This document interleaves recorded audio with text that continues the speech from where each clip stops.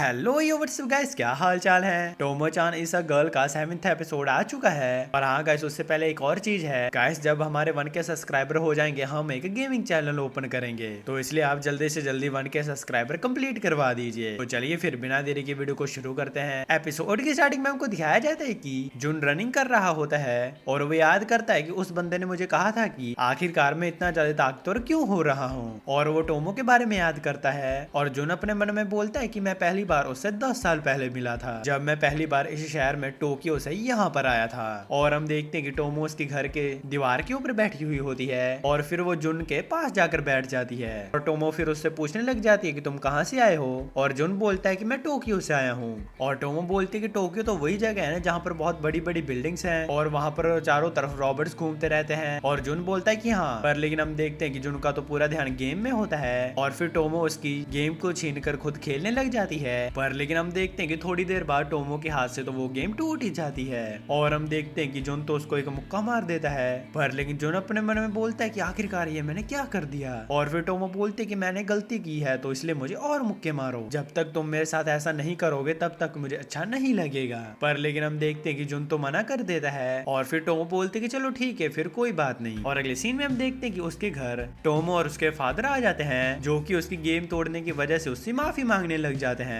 और जुन अपने मन में बोलते हैं कि क्या इसने अपने डैड को ये सारी बात बता दी है। और हम देखते हैं कि उसके फादर तो उसको पेमेंट करने के लिए तैयार होते हैं उस गेम की, पर लेकिन जुन तो उसके लिए मना करने लग जाता है। और टोमो के फादर बोलते हैं कि ऐसे काम नहीं चलेगा, जिसकी वजह से हम देखते हैं कि जुन तो बहुत ही ज्यादा डर जाता है। और इतने में हम देखते हैं कि पीछे से टोमो की मदर भी आ जाती है और टोमो और उसके डैड तो जुन के पीछे लुक जाते हैं। और टोमो की मॉम बोलते हैं कि तुम ऐसे नेबर्स को मत डराओ। और फिर टोमो की मॉम जुन से उन दोनों के लिए माफी मांगती है, पर लेकिन जुन बोलता है कि चलो कोई बात नहीं। और फिर उसकी मदर टोमो को माफी मांगने के लिए बोलती है और फिर हम देखते हैं कि टोमो उससे माफी मांगने लग जाती है और फिर टोमो उसको अपना फ्रेंड बनने के लिए बोलती है। और फिर हम देखते हैं कि वो दोनों तो एक अच्छे फ्रेंड्स बन जाते हैं। पर लेकिन हम देखते हैं कि टोमो तो बहुत रिस्की मूव्स करती रहती है और वो दोनों तो रोज खेला करते थे। और फिर कुछ टाइम बाद टोमो जुन को मिसोजू से मिलवाती है और जुन अपने मन में बोलता है कि ये तो एक डॉल जैसी है। और फिर मिसोजू जुन को बोलते हैं कि तुम्हारा फेस तो एक पंपकिन जैसा है, जिससे हम देखते हैं कि जुन को गुस्सा आता है। पर लेकिन टोमो बोलते कि देखो ये कितना मजाक करती है। और फिर अगले सीन में हम देखते हैं कि वो कुछ बीटल पकड़ने के लिए आते हैं, पर लेकिन जुन तो ये पहली बार कर रहा होता है। और जुन बोलता है कि पर लेकिन अब हम लोग पहाड़ पर चढ़ना या उससे कूदना रिस्की काम इतने नहीं करेंगे। और फिर वो लोग एक सीढ़ियों के सामने पहुंचते हैं और उनको ऊपर जाकर उन बीटल्स को पकड़ना होता है। पर लेकिन हम देखते हैं कि जुन की तो सीढ़ियों चढ़ने में बहुत हालत खराब हो रही होती है, पर लेकिन टोमो तो मिसोजू को उठाकर चढ़ने लग जाती है सीढ़ियां। और हम देखते हैं कि मिसोजू जुन का मजाक उड़ाती है, जिससे कि जुन तो चढ़ जाता है और फिर वो पूरी तेजी से जाकर सीढ़ियों को चढ़कर सबसे पहले पहुंच जाता है। पर लेकिन वो तो बहुत ही ज्यादा थक चुका होता है और मिसोजू उसके पास आती है और वो बोलती है कि असल में जो लास्ट में खड़ा रहता है वही विनर होता है। और जुन बोलता है कि मैं तुमको रुला कर रहूंगा। और टोमो तो ये सोच रही होती है कि इनकी दोस्ती कितनी अच्छी होगी है। और तभी टोमो एक बीटल को पकड़ती है जो कि वो बहुत बड़ा होता है और जुन उस बीटल को पकड़कर बोलता है कि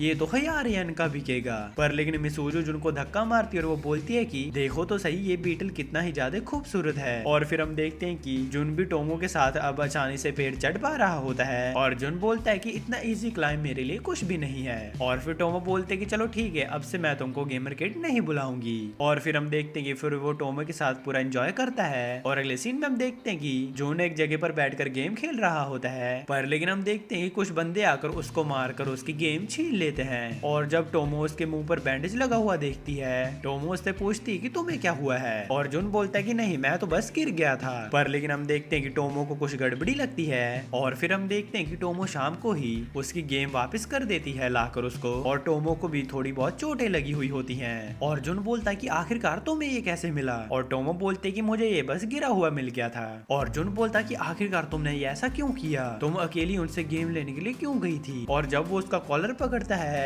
हम देखते हैं कि टोमो तो उसको जमीन पर गिरा देती है। और जुन बोलता है कि आखिरकार तुमने ऐसा क्यों किया था, मैंने तुमको नहीं बोला था ऐसा करने के लिए। और टोमो बोलते कि मुझे नहीं पता कि तुम क्या बोलना चाह रहे हो, पर लेकिन अगर कोई मेरे दोस्त को परेशान करेगा तो मुझे बिल्कुल भी अच्छा नहीं लगेगा। और फिर जुन बोलता है कि तुम्हारे लिए कितना ही ज्यादा इजी है, शायद से ये मैं तुम्हारे लिए कभी ना कर पाऊँ। और फिर जुन अपनी गेम टोमो को दे देता है और टोमो बोलते कि मैं इसको कब तक रख सकती हूँ। और जुन बोलता है कि जब तक मैं तुमसे ज्यादा स्ट्रॉन्ग ना हो जाऊं। और फिर हम देखते हैं कि फिर जुन टोमो के फादर से उसे सीखने के लिए जाता है और उसके फादर बोलते हैं कि इसके बाद तुम कितने ज्यादा ताकतवर बनोगे ये तुम पर ही डिपेंड करता है। और जुन बोलता है कि मैं पूरी कोशिश करूंगा अपनी। और तभी हमको सीन प्रेजेंट का दिखाया जाता है और फिर जुन बोलता है कि अब तो इस बात को 10 साल हो गए हैं पर लेकिन अब भी। और तभी सीन शूट होता है, हम देखते हैं कि टोमो अभी वही गेम खेल रही होती है और टोमो बोलते हैं कि वो तो अब मुझसे ज्यादा ताकतवर भी हो गया है लेकिन आखिरकार वो मुझसे गेम क्यों नहीं ले रहा है। और अगले सीन में हम देखते हैं कि वो सभी बीच पर जाने वाले होते हैं और जुन मिसूजू को बोलता है कि तुमको तो बीच पर जाने में कोई इंटरेस्ट था ही नहीं पर लेकिन आखिरकार एकदम से कैसे हो गया। और तभी मिसूजू याद करती है कि जब टोमो स्विम सूट खरीद रही होती है वो तो बहुत ही ज्यादा परेशान हो रही होती है कि वो स्विमिंग सूट पहनकर जुन के सामने कुछ कर भी पाएगी कि नहीं। और हम देखते हैं कि हर बार की तरह ही कैरल भी उनके साथ चलने के लिए बोलती है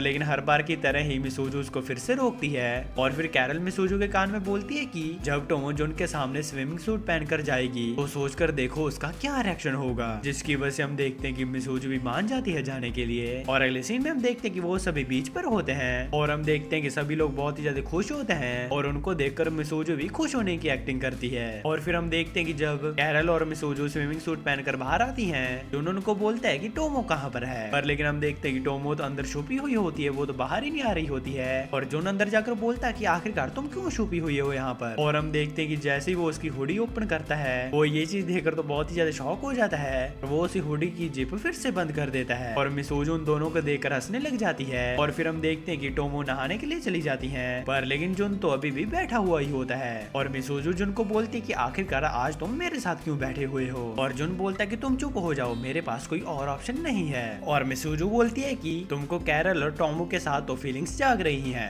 पर लेकिन मेरे साथ ऐसा कुछ भी नहीं हो रहा है। और फिर हम देखते हैं कि टोमो आकर जुन को ले जाती है वहाँ से और मिसूजू अपने मन में बोलती है कि ये खेलने के चक्कर में ये भूल गई है कि इसने स्विमिंग सूट पहना हुआ है। और हम देखते हैं कि तभी कैरल जुन का हाथ पकड़ लेती है और यही चीज देखकर तो टोमो बहुत ही ज्यादा गुस्सा हो जाती है और वो उनके ऊपर पानी की बॉल बनाकर फेंकती है। और कैरल मिसूजू को बोलती है कि आखिरकार पानी से किसी को कैसे चोट लग सकती है। और टोमो बोलते है कि इसके हाथ में तो कुछ भी वेपन बन जाता है। और कैरल बोलती है कि टोमो को मेरे और जुन के साथ क्या प्रॉब्लम है, तुम्हारे पास आकर तो वैसा कुछ भी नहीं होता है। और मिसूजू इस चीज का कारण उसके बड़े बड़े 2 रीजंस बताती है। और कैरल बोलती है कि क्या इसका मतलब जुन को बड़ी चीजों से नफरत है, पर लेकिन मिसूजू बोलती कि नहीं, वो तो पूरा ठरकी है। और तभी हम देखते हैं कि एक लड़का आकर टोमो को परेशान करता है और ये चीज देखकर टोमो बहुत ज्यादा शॉक हो जाती है और वो बोलती कि आज तक मुझे ऐसा किसी भी लड़के ने नहीं किया है। और फिर हम देखते कि वो लड़का आकर टोमो के कंधे पर हाथ रखता है और वो लड़का टोमो को अपने साथ चलने के लिए बोलता है। पर लेकिन इतने में हम देखते कि नीचे से जुन उनके बीच में आ जाता है और वो बंदा बोलता है कि क्या तुम इसके बॉयफ्रेंड हो, आखिरकार तुम हमारे बीच में क्यों खड़े हुए हो। और जुन बोलता है